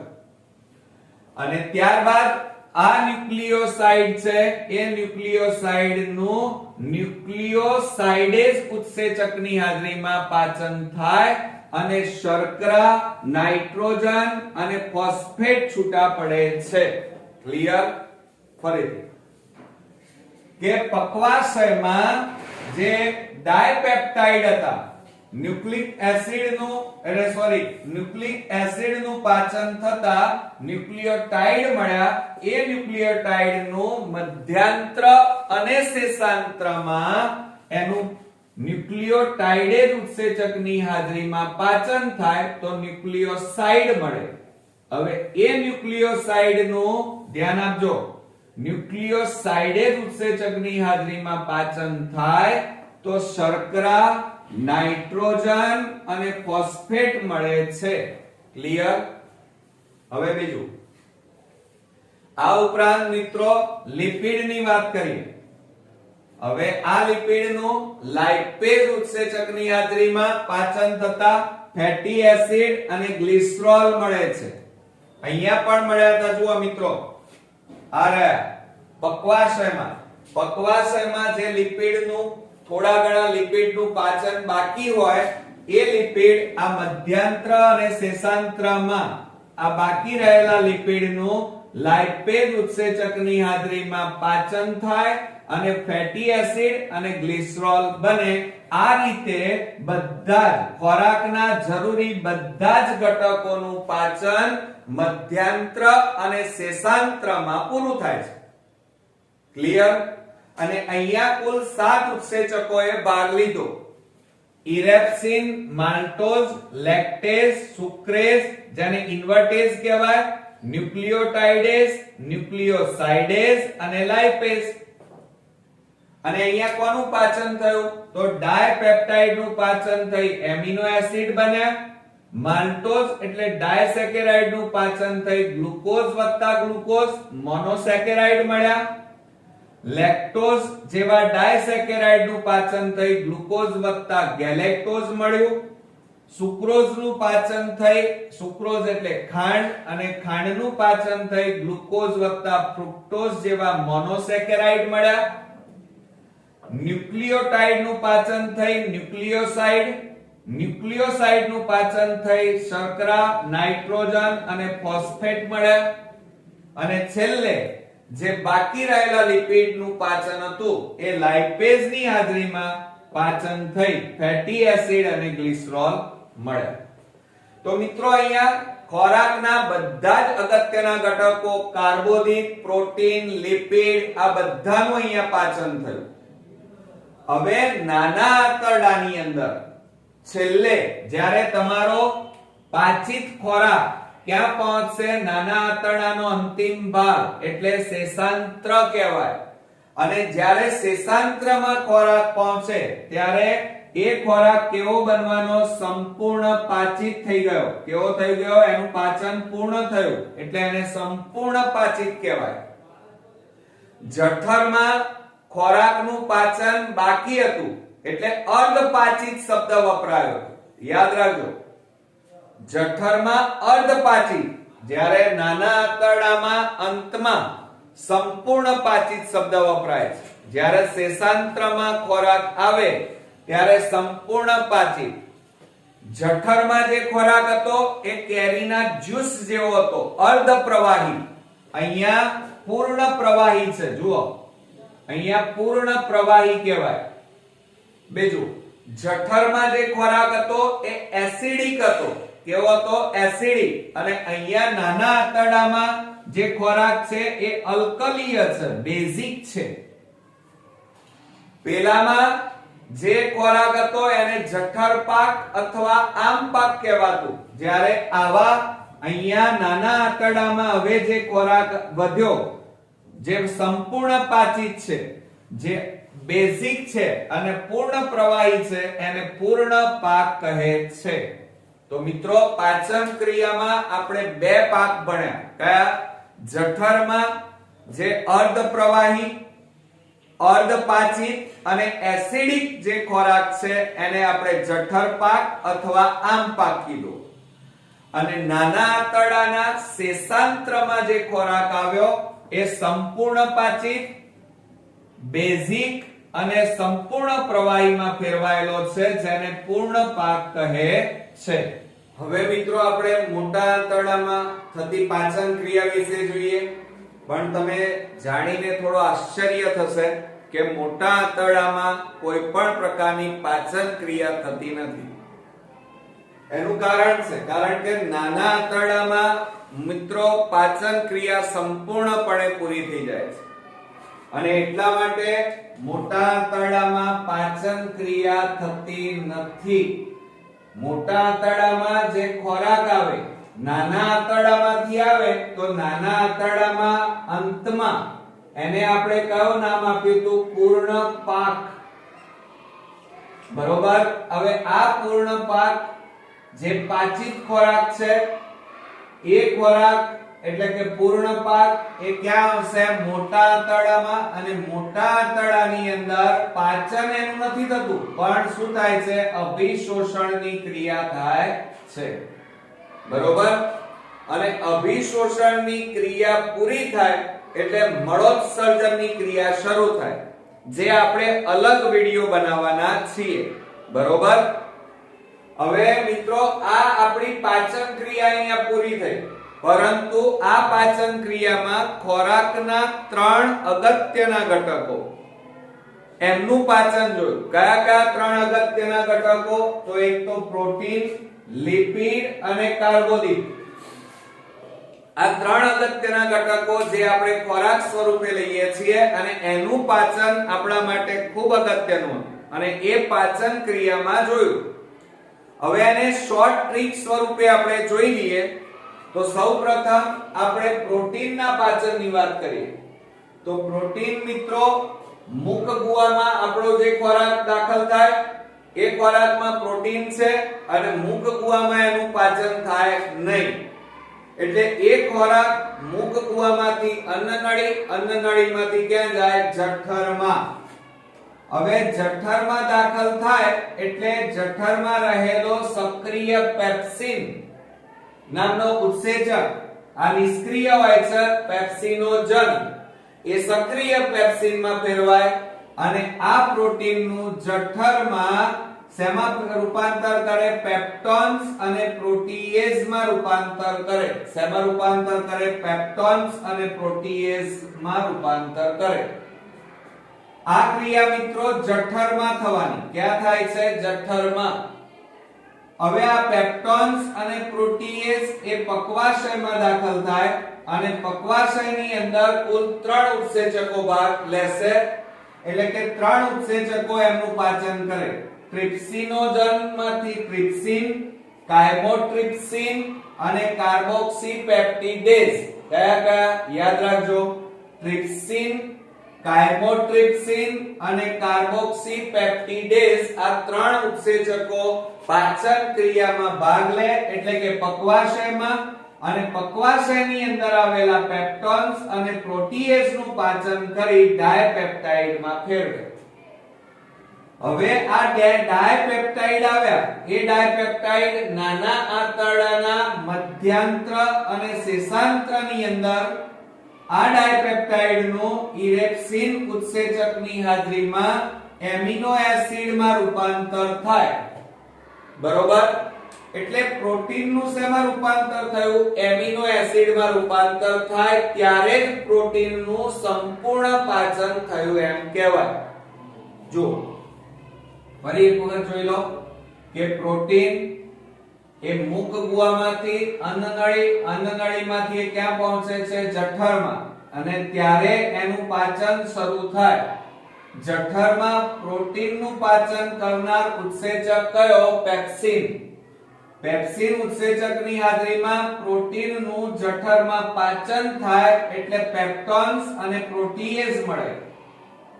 આ બંને ઘટકો પક્વાશયમાં દાખલ થાય અને પક્વાશયમાં ત્રણ ઉત્સેચક આવેલા છે: ટ્રિપ્સિન, કાયમોટ્રિપ્સિન અને કાર્બોક્સીપેપ્ટિડેઝ. અને આ ત્રણેય ઉત્સેચકોની હાજરીમાં આ ઘટકોનું ડાયપેપ્ટાઇડમાં રૂપાંતર થાય. કઈ જગ્યાએ? પક્વાશયમાં. આ ડાયપેપ્ટાઇડનું નાના આંતરડાના મધ્યાંત્ર અને શેષાંત્રમાં ઇરેપ્સિન ઉત્સેચકની હાજરીમાં એમિનો એસિડમાં રૂપાંતર થઈ જાય. એટલે મિત્રો પ્રોટીનનું એમિનો એસિડમાં જ્યારે રૂપાંતર થાય ત્યારે જ પ્રોટીનનું સંપૂર્ણ પાચન થયું એમ કહેવાય. બરોબર? હવે ધ્યાન રાખજો કે પ્રોટીનનું પાચન કરતા પેપ્સિન, ટ્રિપ્સિન, કાયમોટ્રિપ્સિન, કાર્બોક્સીપેપ્ટિડેઝ અને ઇરેપ્સિન આ બધા ઉત્સેચકો પ્રોટીનનું પાચન કરે છે. એટલે પ્રોટીનનું પાચન કરતા ઉત્સેચકોને આપણે શું કહીએ છીએ? પ્રોટીએઝ કહેવાય. શું કહેવાય? પ્રોટીએઝ. યાદ રાખજો કે પ્રોટીનનું પાચન કરતા ઉત્સેચકોને પ્રોટીએઝ કહેવાય. અને એમાં એની શોર્ટ ટ્રીક યાદ રાખો: પેટ્રિકાકાઇરેપ્સિન. બોલો તો, પેટ્રિકાકાઇરેપ્સિન. પેટ્રિકાકાઇરેપ્સિન. પે એટલે પેપ્સિન, યાદ જો અહીંયા મારી આંગળી પેપ્સિન. ટ્રી એટલે ટ્રિપ્સિન. કા એટલે કાયમોટ્રિપ્સિન અને કા એટલે કાર્બોક્સીપેપ્ટિડેઝ અને છેલ્લો ઉત્સેચક આપણો ઇરેપ્સિન. એટલે શોર્ટ ટ્રીક આપણે બની પેટ્રિકાકાઇરેપ્સિન. તો આ રીતે આપણું પ્રોટીનનું પાચન અહીંયા પૂરું થયું. ત્યારબાદ ખોરાકનો બીજો ઘટક અને એને લિપિડ કહેવાય. હવે આ લિપિડ મુખ ગુહામાં એનું પાચન મિત્રો નથી થતું. એટલે આ લિપિડ મુખ ગુહામાંથી અન્નનળી મારફતે ક્યાં પહોંચી જાય છે? જઠરમાં પહોંચે. હવે આ લિપિડ છે એનું જઠરમાં ફક્ત અને ફક્ત 1% એનું પાચન થાય અને એમાંથી ફેટી એસિડ અને ગ્લિસરોલ બને. બરોબર? એટલે જઠરમાં મિત્રો લિપિડનું 1% પાચન થાય. બાકીના 99% લિપિડ, બાકીના જે 99% લિપિડ જે જઠરમાં છે એ ક્યાં જશે? પક્વાશયમાં. હવે પક્વાશયમાં દાખલ થાય એટલે પિત્તક્ષારો આવે અને પિત્તક્ષાર કોણ લાવે? યકૃતમાંથી એનો સ્ત્રાવ થાય. બરોબર? અને આ પિત્તક્ષારના કારણે લિપિડમાં રહેલા ચરબીના જે મોટા ગોલકો હતા, આપણે આગળ ભણ્યા છીએ, આ મોટા ગોલકો એનું નાના નાના ગોલકોમાં રૂપાંતર થાય. બરોબર? આ ઘટનાને તૈલોદીકરણ કહેવાય. એટલે તૈલોદીકરણ ક્યાં થાય? પક્વાશયમાં. જેમાં મોટા ગોલકોનું નાના ગોલકોમાં રૂપાંતર થાય એને ભૌતિક પાચન કહેવાય. કયું પાચન? ભૌતિક પાચન. હવે આ તૈલોદીકરણના કારણે ચરબીના નાના ગોલકો ક્યાં દાખલ થાય? નાના આંતરડાના મધ્યાંત્રમાં દાખલ થાય. હવે મધ્યાંત્રમાં મિત્રો આંત્રરસ આવે. કયો રસ આવે? આંત્રરસ. અને આંત્રરસમાં લાઇપેઝ, કોલેસ્ટેરોલ એસ્ટરેજ અને ફોસ્ફોલાઇપેઝ કયા કયા બોલો મિત્રો? લાઇપેઝ, કોલેસ્ટેરોલ એસ્ટરેજ અને ફોસ્ફોલાઇપેઝ આ ત્રણ ઉત્સેચકોની હાજરીમાં ચરબીના નાના ગોલકોનું ફેટી એસિડ અને ગ્લિસરોલમાં રૂપાંતર થાય ત્યારે આ લિપિડનું સંપૂર્ણ પાચન થયું એમ કહેવાય. ક્લિયર? જો ફરીથી લાસ્ટ વાર કે લિપિડ જે આપણો ખોરાકમાં છે, આ ખોરાકમાં રહેલા લિપિડનું પાચન મુખ ગુહામાં થતું નથી મિત્રો. માટે આ લિપિડ મુખ ગુહામાંથી અન્નનળી મારફતે ક્યાં દાખલ થાય? જઠરમાં. અને જઠરમાં પણ ફક્ત અને ફક્ત 1% આ લિપિડનું પાચન થઈ અને ફેટી એસિડ અને ગ્લિસરોલ મળે છે. બાકીનું 99% લિપિડ જઠરમાંથી પક્વાશયમાં જાય, જ્યાં પિત્ત ક્ષારોની હાજરીમાં મોટા ગોલકોનું નાના ગોલકોમાં રૂપાંતર થાય, જેને તૈલોદીકરણ એટલે કે ભૌતિક પાચન કહેવાય. આ તૈલોદીકરણ પામેલ નાના ગોલકો એ ક્યાં દાખલ થાય મિત્રો? નાના આંતરડાના મધ્યાંત્રમાં દાખલ થાય, જ્યાં આંત્રરસ હાજર હોય. આ આંત્રરસમાં ત્રણ અગત્યના ઉત્સેચકો લાઇપેઝ, કોલેસ્ટેરોલ એસ્ટરેજ અને ફોસ્ફોલાઇપેઝ આ ત્રણેય ઉત્સેચકો એ ચરબીના નાના ગોલકોનું ફેટી એસિડ અને ગ્લિસરોલમાં રૂપાંતર કરે. અને આ રીતે મિત્રો આપણા શરીરમાં લિપિડનું પાચન પૂરું થાય. હવે આપણા ખોરાકની અંદર અગત્યનો ઘટક કાર્બોદિત અને એનું પાચન આપણે શોર્ટ ટ્રીકમાં જોઈએ. તો તમે મિત્રો જે કાર્બોદિત પદાર્થ ખાધો છે એટલે કે ઘઉં, રોટલી, રોટલો, બ્રેડ, પાઉં, દાબેલી યાદ આવી ગઈ ને? તો એમાં કાર્બોદિત છે, ઘઉંની બનાવટ. તો આ કાર્બોદિત જ્યારે ખોરાક મુખ ગુહામાં દાખલ થાય અને એ વખતે ચાવવાની ક્રિયા શરૂ થાય એટલે કાર્બોદિતમાં મિત્રો શું છે? સ્ટાર્ચ છે. શું છે? સ્ટાર્ચ. હવે આ જે સ્ટાર્ચ છે એમાંથી 30% નું જ ધ્યાન રાખજો, ફક્ત અને ફક્ત આ જે સ્ટાર્ચ મુખ ગુહામાં આવ્યો છે એ 100% છે. એ 100% સ્ટાર્ચમાંથી 30% સ્ટાર્ચનું મુખ ગુહામાં પાચન થાય અને માલ્ટોઝમાં રૂપાંતર થાય. હવે મુખ ગુહામાં માલ્ટોઝમાં રૂપાંતર, સ્ટાર્ચનું માલ્ટોઝમાં રૂપાંતર કોણ કરે? ટાયલિન નામનો ઉત્સેચક. કયો? લાળ રસમાં રહેલ ટાયલિન નામનો ઉત્સેચક, જેને આપણે એમાઇલેઝ ઉત્સેચક કહેવાય. શું કહેવાય? એમાઇલેઝ. યાદ રાખજો.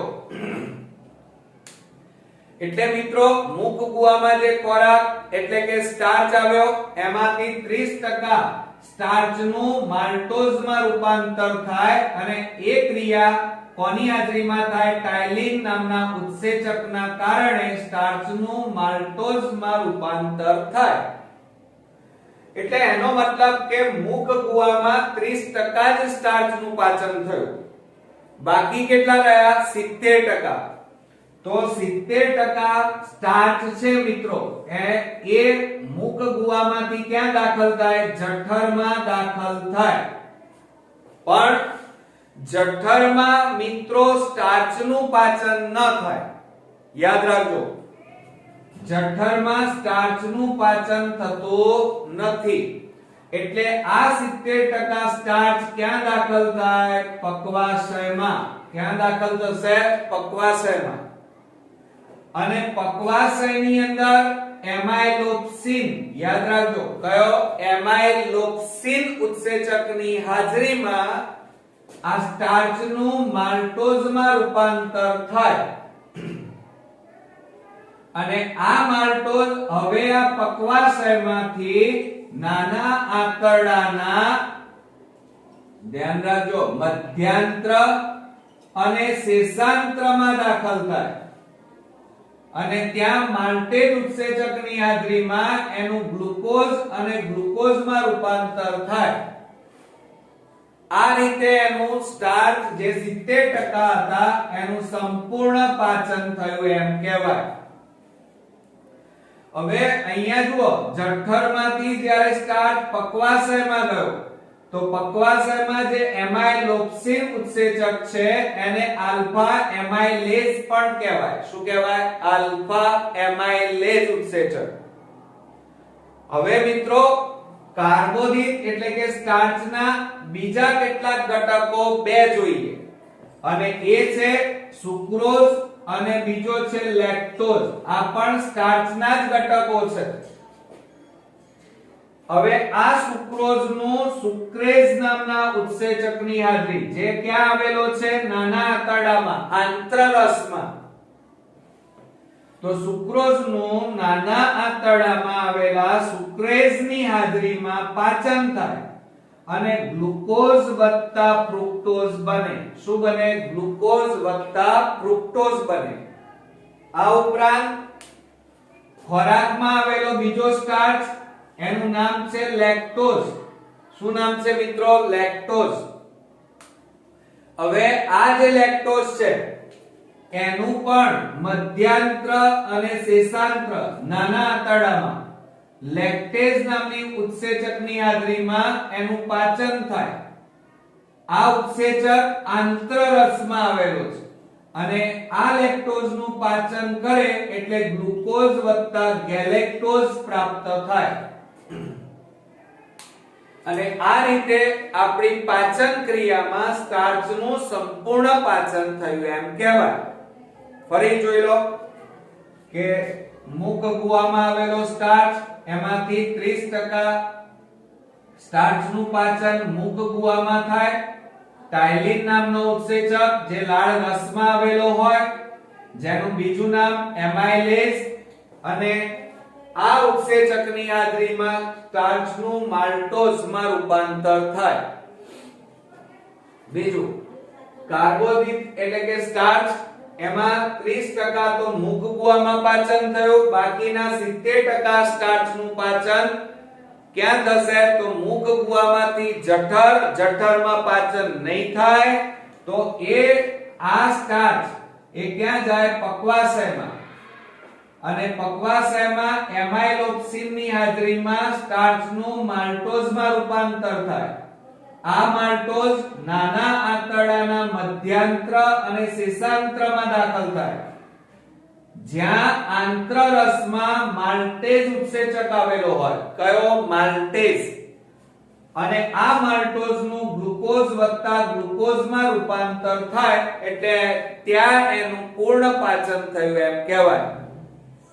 આ ઉપરાંત સ્ટાર્ચના અન્ય ઘટકો સુક્રોઝ અને લેક્ટોઝ એ બંનેનું પણ નાના આંતરડાના મધ્યાંત્ર અને શેષાંત્રમાં એનું પાચન થાય. હવે નાના આંતરડામાં આંત્રરસ, આંત્રરસમાં સુક્રોઝનું પાચન કરતો ઉત્સેચક સુક્રેઝ જે પાચન કરી અને ગ્લુકોઝ વત્તા ફ્રુક્ટોઝમાં ફેરવે.